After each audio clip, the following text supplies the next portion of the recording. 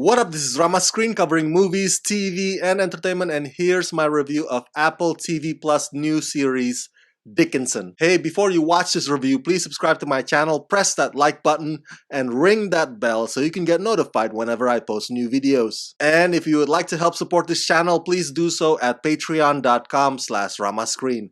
That's patreon.com/ramascreen. Let's rock this. Wow, welcome to the latest new streaming service in town, Apple TV Plus. Man, how many streaming services are there right now? Netflix, DC Universe, CBS All Access, Amazon Prime, Hulu, and let's not forget the upcoming Disney Plus. Holy smokes.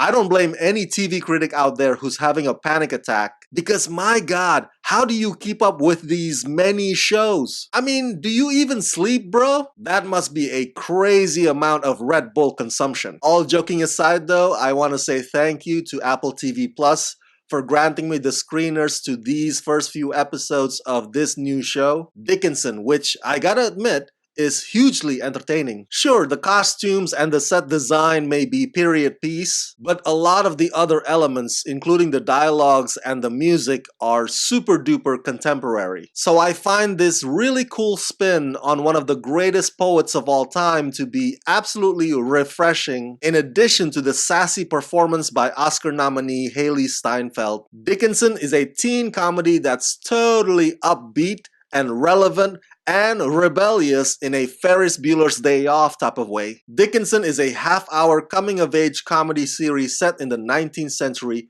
starring Hailee Steinfeld as Emily Dickinson, who's determined to defy conventional wisdom in order to become the world's greatest poet. This show explores the constraints of society, gender, and family from the perspective of an unexpected teen hero who herself has to wrestle with certain feelings and secrets that she has, not just about her passion, but also her forbidden relationship. The pilot episode, which is directed by famous Hollywood filmmaker David Gordon Green, does not waste any precious time. It goes straight to Emily's dilemma of feeling suffocated because her father does not approve of her writing poetries. And on top of that, the best friend that she loves, like love, is marrying her brother. Now, I don't know how much you've learned from the history books about the actual Emily Dickinson, and I'm not sure whether or not this show even ever intends on being accurate, but this show, Dickinson, is essentially about this teenager who's frustrated because she feels that she's just stuck there in that neighborhood. Her future has been determined before she has any say about it, and there are things that women are just not allowed to do at that time. So she constantly thinks of ways to go around it or break the rules as much as possible when nobody's looking, and all throughout, each episode ties into the themes in some of Emily Dickinson's most renowned poems. Fantastic cast, by the way. Hailee Steinfeld is effortless at being opinionated, outspoken, feisty, strong-willed, and occasionally tricky. Hailee is one of those natural, incredible forces that makes things look so easy. She makes it so easy, especially when quickly transitioning from one emotion to the next. You may have recognized her cute co-star Ella Hunt from the musical sensation Anna and the Apocalypse a couple of years ago. Ella plays another historical figure, Sue Gilbert, and this show depicts Sue and Emily as secret lovers. Sue comes from a poor family and she keeps bringing that up.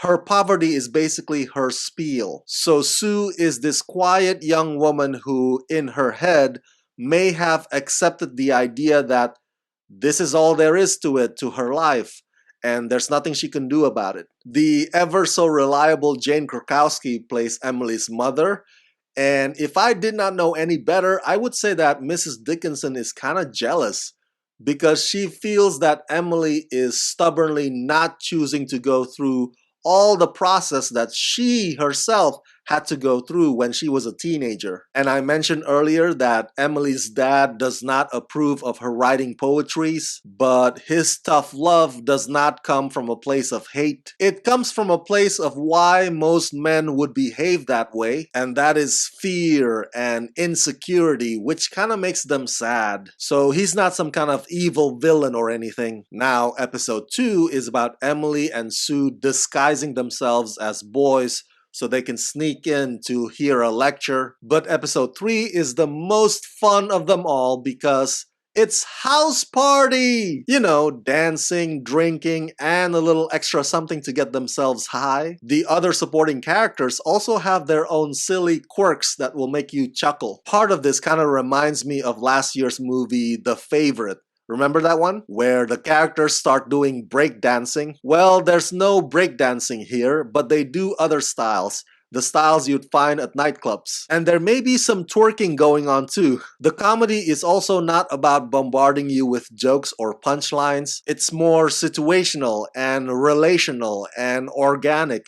One might even categorize this as rom-com. I think this show has a lot going for it that will resonate with its target audiences. In a way, it kind of makes period piece seem awesome. There's occasional curveball that will mess with your expectations, mainly because Emily Dickinson's active imagination constantly runs wild. Yes, it's a girl power show, very feminism stuff here through and through, and it's not hiding it. But I think anybody of any gender who's ever felt like the world forbids them from aspiring to be more can totally relate. Dickinson is a delightful and pleasant breath of fresh air.